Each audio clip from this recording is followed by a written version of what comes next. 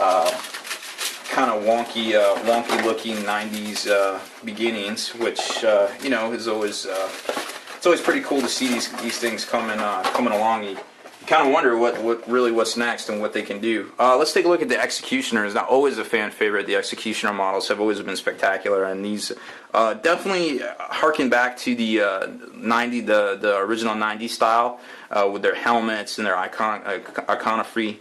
As well as, you know, just the overall like style to their models. I mean, this is all very precision, like computer trim and stuff like that you really couldn't get back then, and obviously they've been able to nail it, kind of, and emulate a lot of that artwork from back in the day. This kit is roughly 3 sprues, depending on what you count as a sprue and a half a sprue.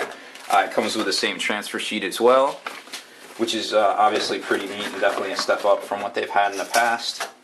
So the cool thing about, let's see, so you've got these 3 sprues, but one of them is actually duplicated 4 times and one's only duplicated 2. So they kind of give you, they had to break 2 of these sprues in half to give you, basically it's the non-command, like see right here, you can kind of see the command where it comes with the banner and just the command elements here. Well, these don't, so you obviously get more troops for your money. So let's take a look at the first sprue here, kind of zoom in on it.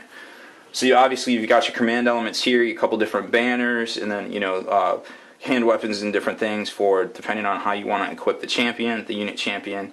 And then you go into, you know, the halberds obviously for the Blackguard, or the Executioner blades for the Executioners themselves. They all use the same torsos, but they have, you know, different backs depending on which version you take there, which is...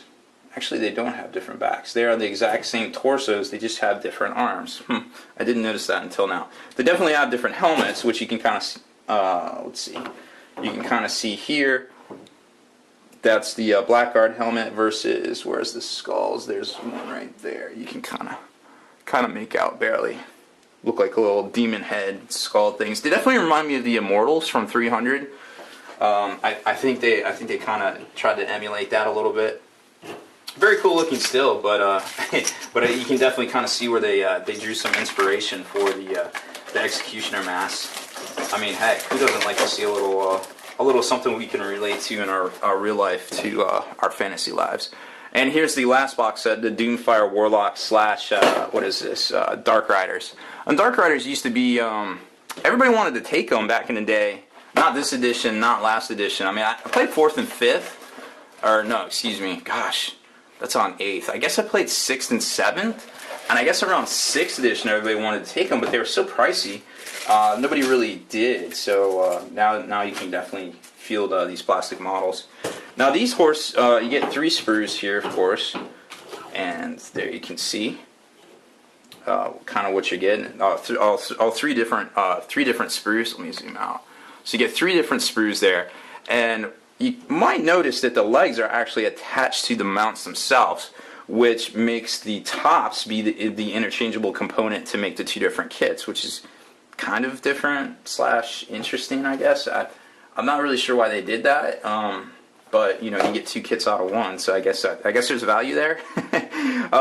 Here's the top knots for the crazy Warlock heads, and then you can kind of see the rest of the semi-armored components for the loosely armored Dark Riders themselves. Of course, they do have the shields and the hand weapons and spears and things like that, and then the crazy Warlock weapons. I haven't even read the unit entry for them yet, so I'm just kind of making stuff up at that point. You got me. But it's going to be interesting to see how these go together, because I don't know if let's try to zoom in on this sprue here. See if it's a good example. Okay, so we're going to take a closer look real quick. So you can kind of see that you got the mount, and the mount is actually in 2 pieces, and it's kind of broken down the middle, kind of like the old cavalry models used to be, but I can just see that being a pain in the butt to get to stick together. So you definitely want to use plastic glue on these. And then the reins are actually a separate piece. Where is it? Yeah, like you can kind of see the front of the horse's mouth where the reins goes is actually a separate piece. So you almost got... You got a whole bunch of different pieces going on here, so it's kind of interesting. But I would definitely recommend using plastic glue here. Testers make some good plastic glue, and you get a lot for your money. Or you can just use the GW brand stuff, which, you know, it's always always interesting to see what you get there. But I personally, it does come with a nice brush applicator, which I definitely think is neat. But other than that, I can't really see much value in that.